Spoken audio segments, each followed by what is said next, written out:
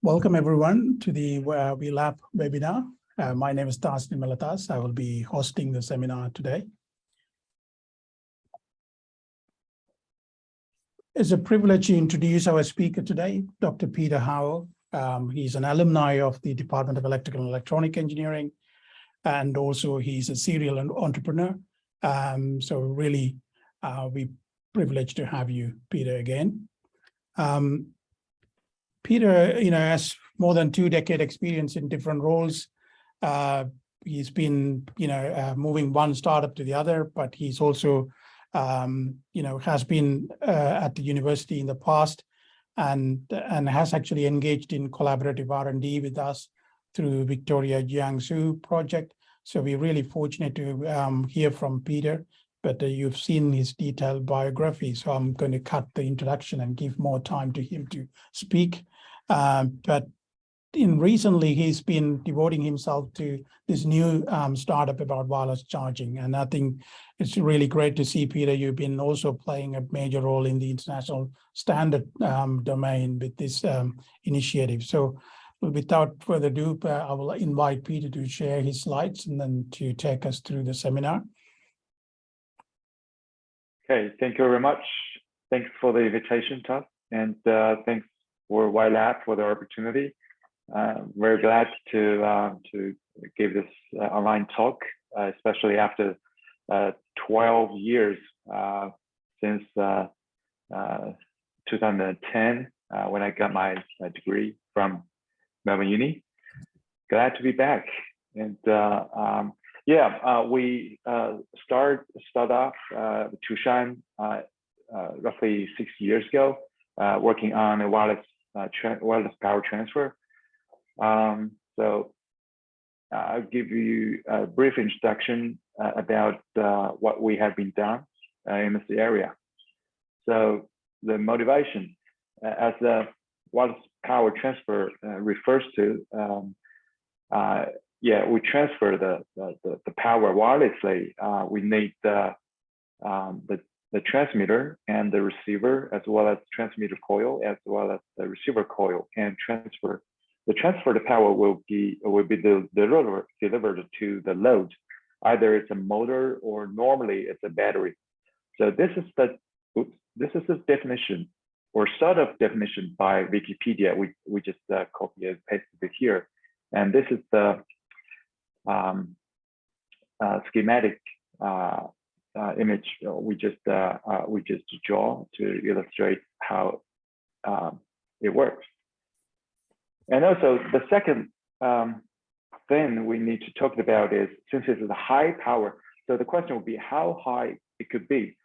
I would directly give you the answer. The maximum number we have been reached out is 2 megawatts used for this ship.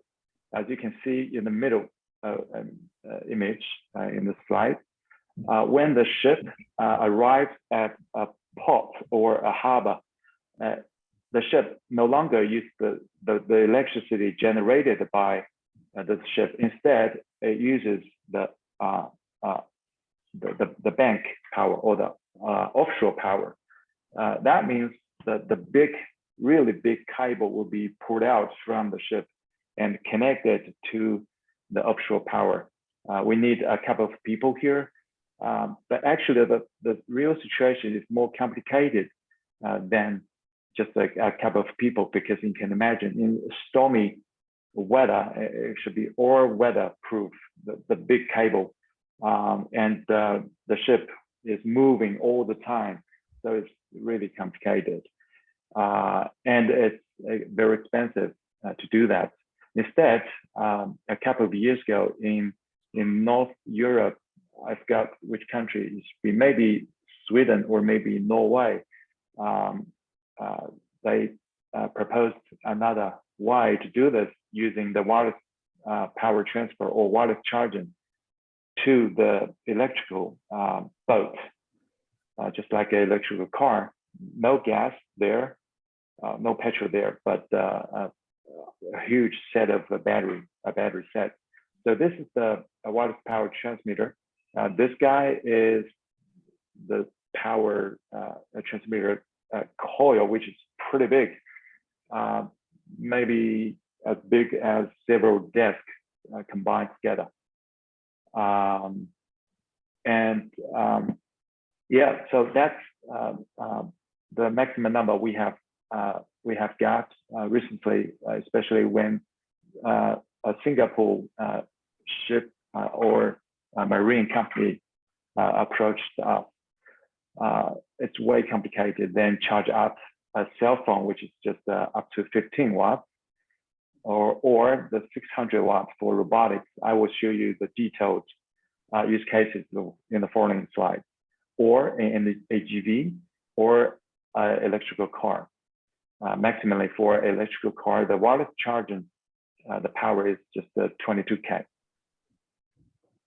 Okay, so the motivation why we use it, why we need wireless charging, because it's safer. Imagine it could be, it will be used in outdoors. It will be used in seawater, let's say 50 meters below the seawater, for a UUV, unmanned autonomous vehicle, and in some tunnels in mining industry. I will show you the video later on. So it's going to be safer because there's no contact at all. Because currently we use people use a metal contact to transfer the power. Since it's metal contact, we can have the debris, either dust or some other stuff. The metal could corrode it. All these can lead to the sparks or even the fire. You can imagine it can directly damage the robot, the stuff, etc. So it's going to be safer with wireless power, and it's robust, the weatherproof, stormy weather or even rainy weather is nothing at all. And flexible, it means we can use just one charger station to charge up two different stuff. For example, a smaller robot, a bigger robot, or even a drone. We can use just one charging station to do that. Behind it, we have lots of the algorithm, which is another thing I'm going to talk about in the following slides. And cost of saving, this is a must, because in marketing, in commercial requirements, it has to be reasonably cheaper to replace either human intervention or some other options. Meaning, with wireless charging, it can bring safer solution and with a reasonable price. Okay, one more thing. So this is the small robot running outdoors. This is the mopping machine. Perhaps you have it at home. Since currently the mopping machine, not just cleaning the floor, but also there's water spraying out to helping clean it up. So with water, it's easier to get shortcuts. So we use wireless charging. We have been reached out by top 5 mopping machine manufacturers in China. Also, this is very interesting. The e-scooter or e-bike. I'll show you the detailed use cases and the drone. Okay, applications. The funny stories here. So we have been using wireless charging to power up the AGV, auto guided vehicle, in warehouses. This is the warehouse of Alibaba, and also 3 years ago, before the pandemic, I was invited to Amazon in the US, the so-called fulfillment center, another name for warehouse. The number of the AGV is more than the number of the people, the working staff in the warehouse. So you can imagine, so automatic in the warehouses. But the thing is, with metal contact, those AGVs sometimes cannot be able to get charged because some bizarre happens in the metal contact, so they need the wireless charging to do that. We have been, the wireless charging has been running in this Alibaba's warehouse for 3 years. It's working pretty well. So we have the efficiency here, and this is the power, 1200 watts, and the air gap. This is the quite key parameter. I'll give you more details in the following slide. Let's focus on the story here. So this is a transmitter, and the receiver is on the other side of this HED. Okay, one more thing I would need to mention is that the reason they need this warehouse full of the inflammable stuff, such as jeans, trousers, and also other unknown stuff in the box. You don't know what it is inside. So they need to guarantee the safety.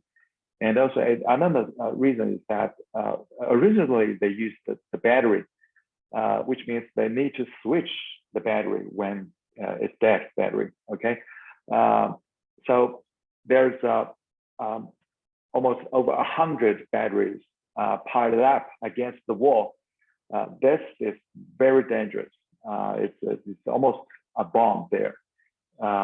It directly has broken the local regulatory for the fire safety thing. So they just abandoned those batteries, use wireless charging.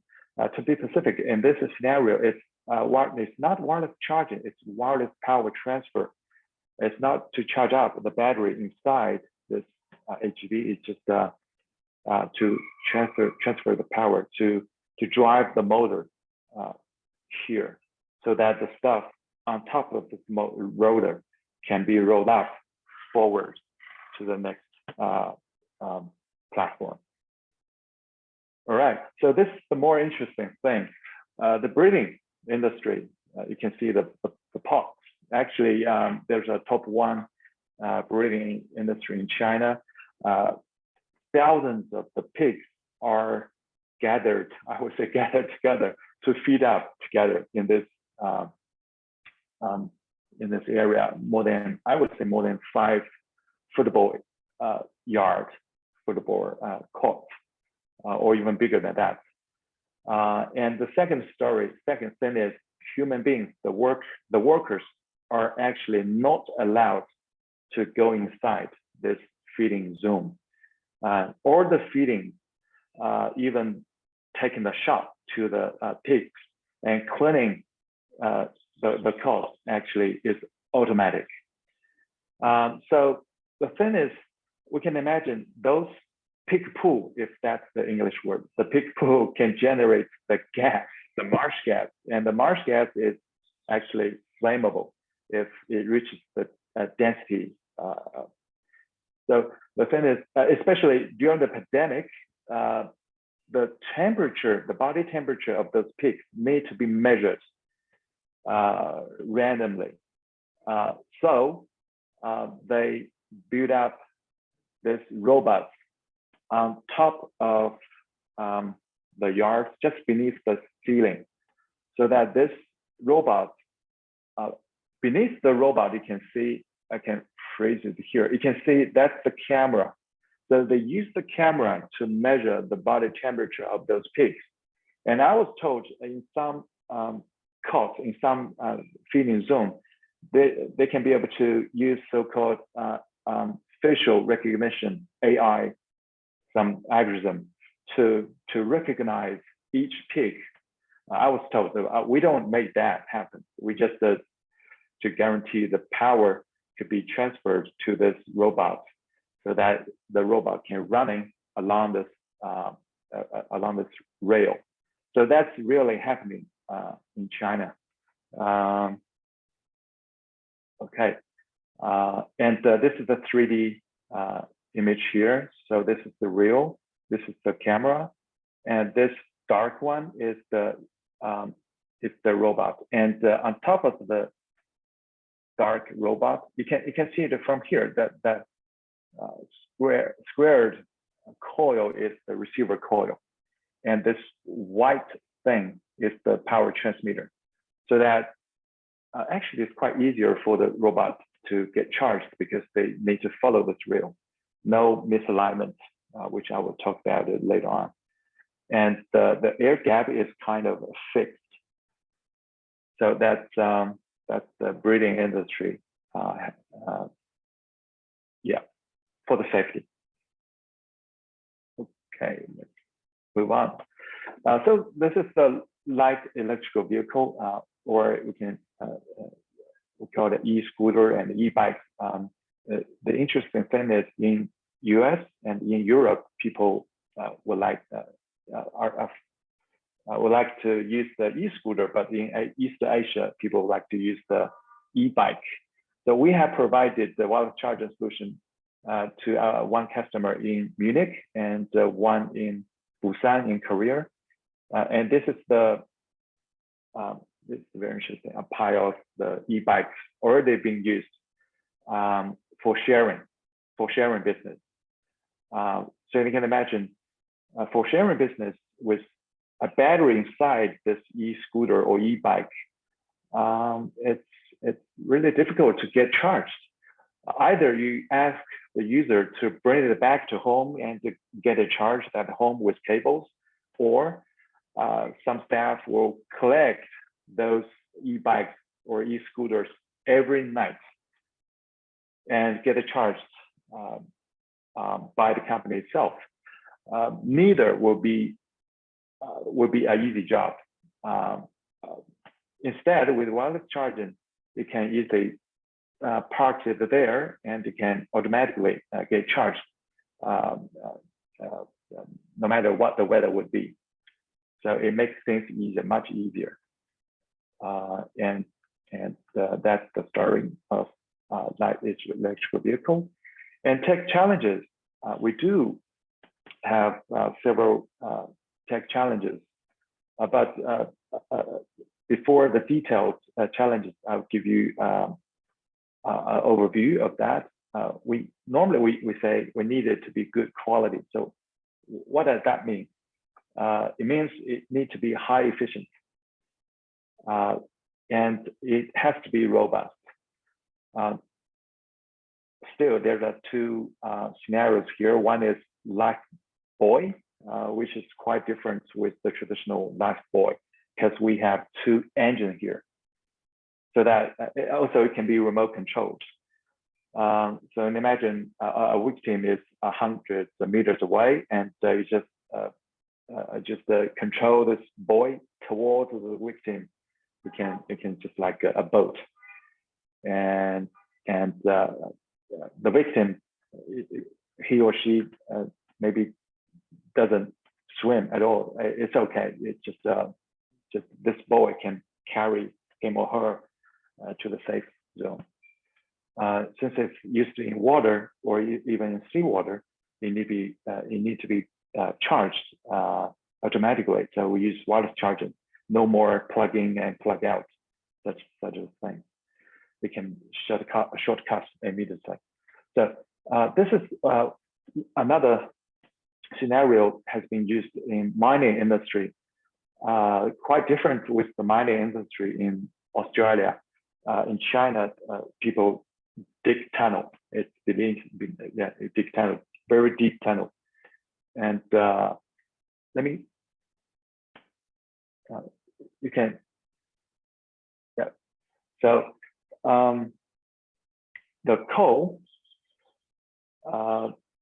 using the rail will be transferred, will be delivered to the exit, and on top of it, here the stuff is moving. This is the robot to monitor the whole process, such as the temperature, the moisture, etc. And our engineer on the spot to obtain the data wirelessly from this robot. And during this process, no wireless charging. And you can see the camera beneath this robot, just like a metro, a subway, enter some station. And yeah, at the end of this railway, there's you can call it a box. And in the box, there was charging wireless transmitter stuff. And the wireless receiver stuff is actually embedded in this robot. You can see it's pretty dirty here because the environment is quite, I would say, harsh environment. And just a moment, you can see the light, see the LED. It's green right now. Okay, it's charging. Okay, it's charging right now. All right, so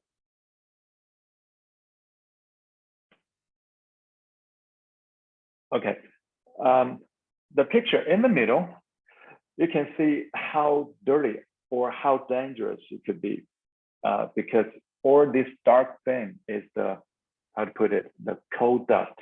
It's actually explosive if it reaches the density of the, the coal dust. So that people use the wireless charging instead of plug-in and plug-out stuff. And we have a fan here. It's a receiver side embedded in this robot. We have a fan here because the power is roughly 200 watts. If the efficiency is 80, let's say 80%, we have 40 watts dissipated in the area. So we need a fan to fasten the heating dissipation thing, and the stuff has been buried, actually literally buried by the coal dust. A malfunction. It was broken. Yeah. So I'll just show you this how harsh environment it could be in the mining industry in the tunnel. All right. So if we could bring extra value, the customer will be very happy about it. All right. So let's go to the detailed tech challenges here. To begin with, I need to mention that from an idea to mass production, we have to follow basically at least 4 stages, one by one. That is EVT, engineering verification test, and DVT, design verification test, and the PVT, pilot run, and mass production. And above this 4 stages, there are 10 icons or images to show you different aspects of the challenges. Let's say coil design, as you can see from the above here, that's a square coil. Normally, the transmitter coil and the receiver coil should be the same, but sometimes the transmitter coil could be a little bit bigger than the receiver coil because a larger area of the charging zone. But it cannot be as big as possible because the efficiency will suffer. And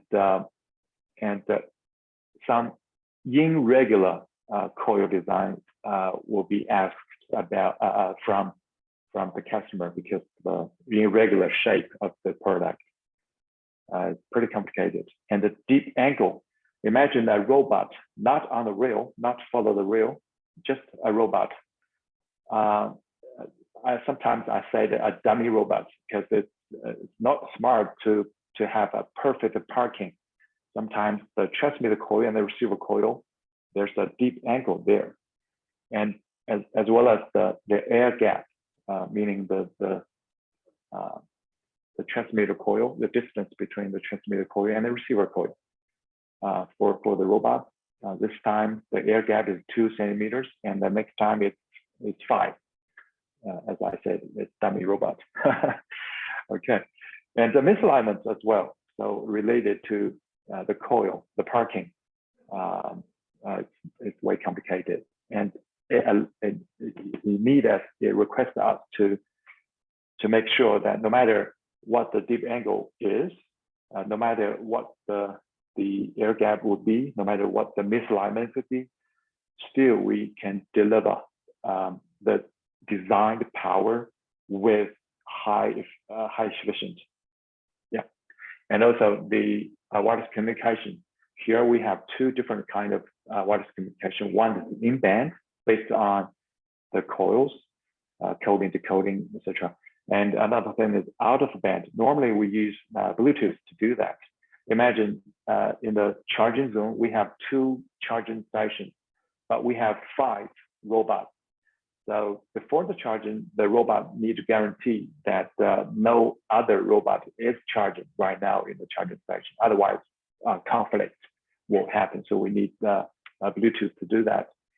We use Bluetooth, not Wi-Fi, because we need it to be energy consumption efficient. Okay, and the resonance, yes, as you may know, with resonance, the power can be transferred over distance or with higher power. You can see in cell phones, it's not sort of resonance, it's induction technology, so that it can only deliver up to 15 watts. The air gap is maximally 8 millimeters, meaning you have to put your cell phone on top of the transmitter. It can be charged. If you lift it up just a little bit, it doesn't work. And the foreign object detection, this is a real painful thing. For instance, the coins or the bank cards or some other metal stuff can generate the eddy current, which means can generate heat. And the heat comes from the power being transferred, supposed to be transferred to the receiver side. So it decreases the efficiency, it damages the efficiency. So we need to detect that metal object and send alarm. But other stuff, such as stone or water or even seawater, that should be okay. And heating, yeah. And interoperability, meaning one charging station can charge, let's say, a robot as well as a drone, etc. Meaning it can charge different stuff. And battery management system, BMS, which is really crucial. Sometimes our customers, they said, we have battery supplier. We have already determined which battery we're going to use. What you need to do is to design a wireless charging to fit the need of this battery. Sometimes the BMS of this battery is confidential. We cannot be able to obtain the detailed protocol of that. So we need to work out another way to get it work. And sometimes there's no BMS at all. So we need to design the BMS with the wireless charging, put them together. And I will give you roughly two detailed information about coil design and the deep angle. So this is the coil design. This coil is pretty small. It's just like a thumbnail size. It's 20 millimeters by 15 millimeters. It's actually designed for e-cigarette, for e-cigarette. Yeah, and it should be as small as possible. We designed 2 different coils. One is single layered coil and another one is double layered coil. So to begin with, we need the simulation to make that happen. We need to simulate the density or in other words, the strength of the magnetic field. The blue, meaning nothing there. The red one, meaning the magnetic field should be okay enough. So we have the bar here. And we need to make sure that we need to measure the different efficiency at different air gap from 3 millimeters to 6 millimeters. And for the coil design, we need to consider at least 9 different parameters or different factors, 9 factors. One is power level. The smaller power, it can be a smaller coil. The bigger power, let's say 2 mega power, the coil should be in meters size. And air gap, yeah, the bigger coil, it can join the bigger air gap, and the misalignment, etc. Dimension and fire material, just the black thing behind, stick it to this coil, which can concentrate the magnetic. Concentrate the magnetic field. As you can see from this red thing, we have the very ferrite material beneath the coil. Okay, this is a little bit bigger size, actually. This is the transmitter coil, and above it is the receiver coil. Okay, so the magnetic field in red has been generated in between. And the weight. Weight is typically designed for the drone industry, because according to the number we've got, 20 grams,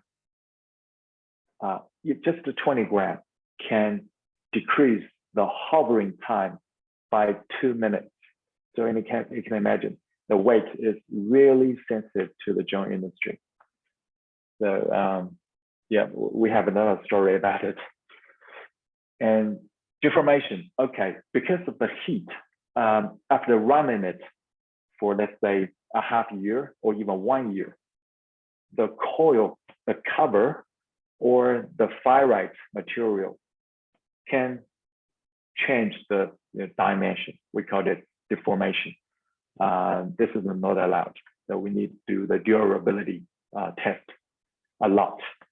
The processing tech, if we design the dedicated coil theoretically with simulation, but somehow we cannot be able to make it, literally make it. So yeah, that related to the processing tech.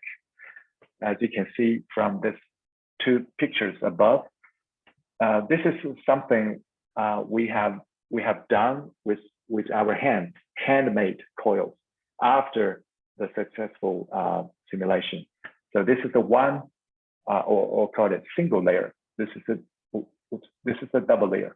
And after the pilot run test, we can use the sourcing to make it with machines or processing tech. We sort the processing tech challenges, and this is something we deliver to the e-cigarette manufacturer. And uniformability, even we have this processing tech done. Let's say every day we have 10K sample, 10K products.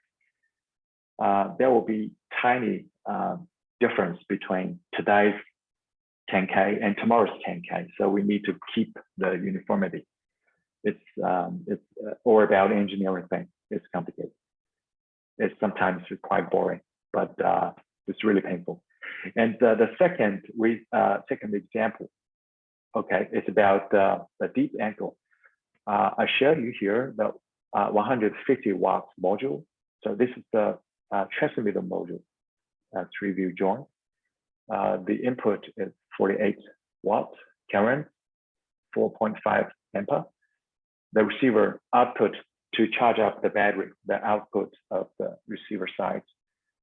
This is the voltage, this is the current, and this is the working frequency or the resonance frequency range. And this is the out of band communication, 2.4 gigahertz, actually Bluetooth. And this is the dimension, 120 by 120 by 31. This is 120, and the weight, the height is 31. We don't have the weight here because normally for a transmitter, it's okay. the weight is only concerned about the receiver side because the drone. Okay, and here also we have the receiver side module dimension, 74/47. It's roughly a half size of the mobile phone. It's pretty small, but of course we have some height here, 33 millimeters. All right, so let's say what will happen in this 150 watt module. So this is the deep angle. Here are 3 tables here. We only concern about the deep angle. There's no misalignment, and we do the experiment with different air gap. You see 15 millimeters, 10 millimeters, 10 millimeters. And we, the deep angle in different axes, x-axis and the y-axis, because it's not normally a disc shape or a square. It could be rectangular shape or some other irregular shape. So we do the x-axis and y-axis. And on top of it, highlighted with yellow one is the different stage of the battery, the lithium battery to be specific. You might know that the lithium battery, there are about 3 stages. One is constant current and followed by constant voltage. And sometimes we can have topping charging sometimes. So here, we just concern the constant current and constant voltage. The deep angle is from 0 degrees to 20 degrees. Normally, we can have 30 degrees. This is because the customer, they just need 20 degrees to be good enough to go. Here's only 3 tables, but actually we have, okay, so this is 2 times 3 times 2. So we have 12 tables. Actually, there are 12 tables here, just to show you the efficiency. And you have about 10 minutes. Huh? Okay. All right. So let's skip this boring thing. No, just keep doing this. No worries. I will share the slides to you. If you have any questions, just shoot me an email. So this is a test. We have the fridge size testing stuff to monitor to measure the temperature, the ambient temperature from -40 to 160. And this is the third party, the testing company helping the EMI test. So this is the regulatory or global specification. We have joined all of these. Sometimes there could be war, sort of a war, when we have something to talk about.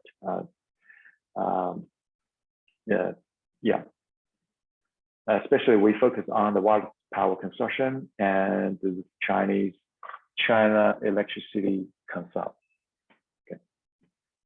Opportunities, yes, that's the real interesting part. I carefully chosen some 2 scenarios might be interested by our Australian friends. So this is our product. We not only provide the wireless charging for drones, but also we would provide the turnkey solution to the drone scenario. We have provided this stuff to the so-called smart agriculture business. Just like Australia, the huge area, the farming area, and you need a drone docking station as well as a drone. Every week, the drone will fly over to taking pictures or videos to transfer the signals back to the central station, telling people how the farms could be, is there any animals there, etc. And also can be used in forest fire alarming in the business. This picture is very famous in China, especially 2 years ago. We actually are very concerned about the bushfire in Australia. And one more thing is that we can have multiple those docking stations so that the drone can jump from one station to another. It can do the 24/7 surveillance job if the weather is okay. And another story is the mining industry. I found this picture in one of our customers' website. Still in northwest China, there's also some mining field like this, not tunnel. The thing is, those big cars are actually autonomous. It can self-driving itself. And also we have a drone here to sort of just like the police to coordinate if some collision might happen. So that's real automatic thing. And so this is the charging station for drones and the vehicles. All right, and also perhaps we can work together for the algorithm, especially for foreign object detection. We have two different stages of the detection. One is pre-FOD and another is during FOD. We measure the FOD by either two factors, the magnetic parameter or the current and the coil or the additional parts. And we need to distinguish the foreign object versus misalignment and the deep angled coil. Sometimes the dummy system think, okay, that's the foreign object, but actually it's not. It's just a robot wrongly parked or imperfectly parked. And we have to make the alarm quickly, avoiding the burning the system. Okay, summary, right? We have introduced high power wireless charging and its applications. Still many challenges on the way from idea to mass production, but more opportunities. And we can not only work together on a theoretical algorithm, but also contribute to the business in Australia. So that's it, that's all. Thank you, Peter. And I guess we have time for some questions. I'm looking at whether there was anything. I might just start off with one question. I think, in many of your different use cases, your efficiencies were around 85, and I could see that, you optimize the space and the coil design such that it comes around there. But is there any room beyond that, or is that actually kind of 85 is more than sufficient, and that's pretty much you can get from optimized configurations? Yeah, we have been working on wireless charging for roughly 10 years. I got my degree roughly 12 years ago, and I worked in a Chinese university for roughly 5 years. I have done a lot of theoretical work on wireless charging, and when some VC approached to us, we think, okay, it's time to set up a company. And the real painful thing is how to meet the requirements of the industrial requirements. It's really I wouldn't say it's complicated. I would say every customer has unique requirements, and I would say we have to do the trade-off between different parameters. We can have a much higher efficiency, but the air gap suffers. We don't have a good enough deep angle, etc. So what we have done, I would say, it's trade-off all the time. We do a lot of simulation and do a lot of pilot tests. Sometimes the simulation is just the simulation. Even with good simulation results, it doesn't mean we can have a good result when we make the pilot run. Yeah, we have some theory behind this. I don't think it's complicated. We just use some control theory to control the current and the frequency, the range, to fix it to a relatively small range of the frequency range. I guess we need to do more work on theoretical.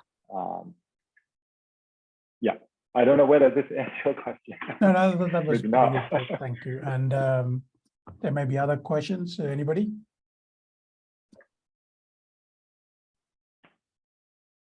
I think Chris, anyway, thank you for joining us. Chris was gets caught up in the meetings. Sorry I was late. I had issues with Zoom not letting me on for a little while, but I had a related question to Thaz's actually.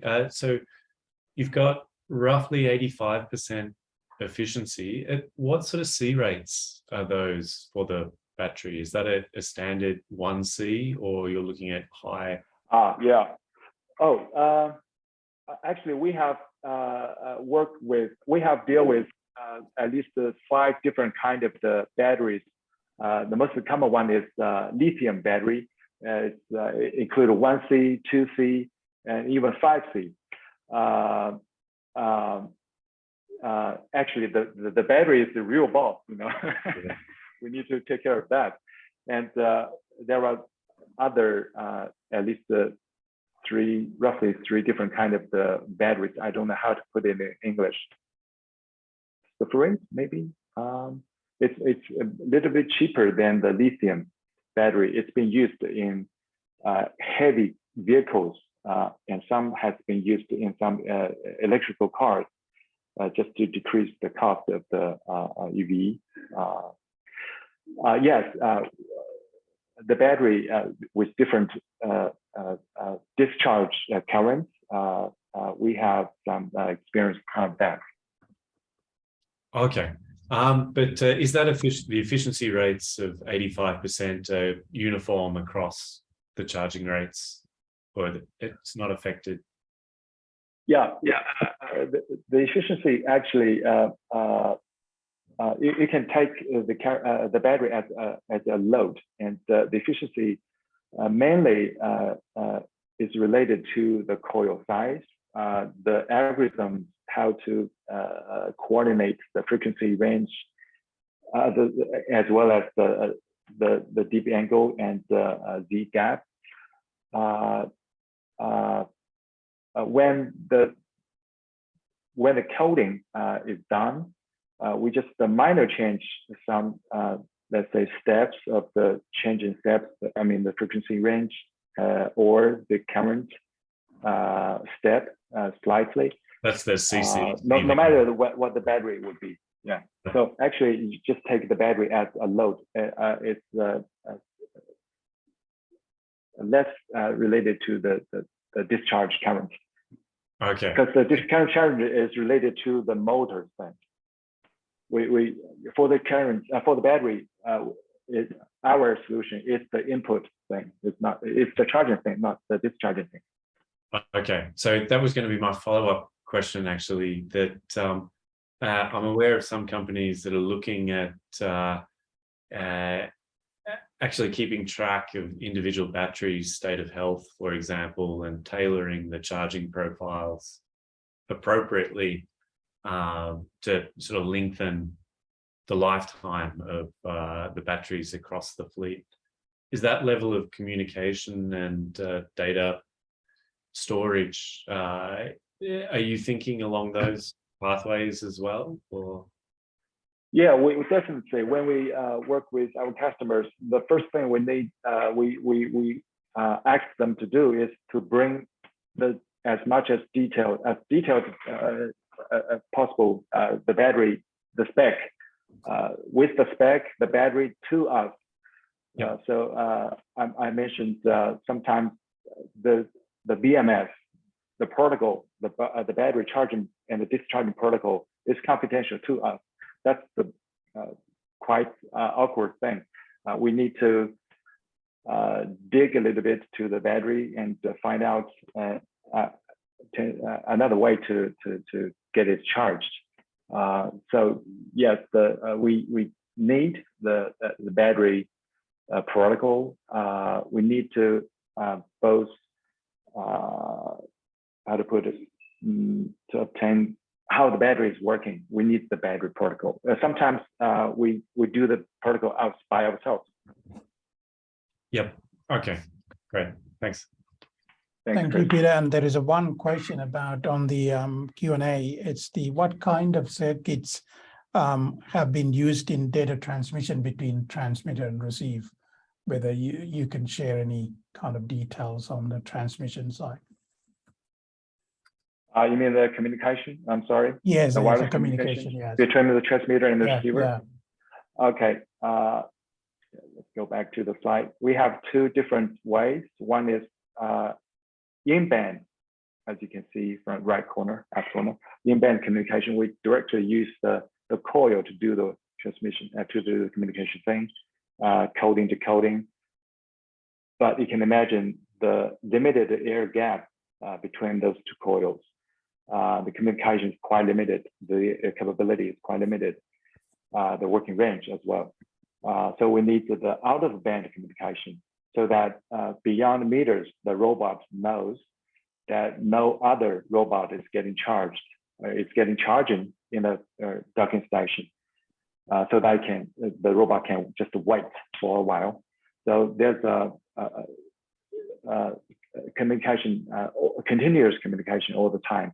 One more thing I would like to mention is that that's kind of a war between us and other companies when we do the global specification, because they think so-called the slotted communication should be used, and we insist the continuous communication must be there. I quote the example I just mentioned a moment ago, the robot thing, because we have multiple robots with limited charging station. For the slotted power transfer, they just use the in-band communication, meaning the coil itself. The coil is used to transfer the power, but when it transfers the power, it cannot be able to transfer the data to the other side, meaning you have to stop power transfer and to do the communication thing, which we are not, we don't like it. It's not safe enough. So the in-band communication, the advantage and the disadvantage, as well as the out-of-band communication. Thank you, Peter. And I think it's always been very exciting and interesting to hear from you about the things that you've been doing. And I think really you built up this over, you mentioned about 10-year period, but I think it's great to see the company now, tackling really big use cases, and I think customer base. So really congratulations on your achievement. And I think as a department, we're really proud to see you flying the flag in there. Thanks very much. And always appreciative of coming back to us to really share your experiences. So thank you again. No worries. Just feel free to send me an email, and I would like to share my slides to you all. Okay. Okay. Sorry. I've lost my voice, but thank you. Yeah. Thank you again. Okay, take care. Thank you. Bye.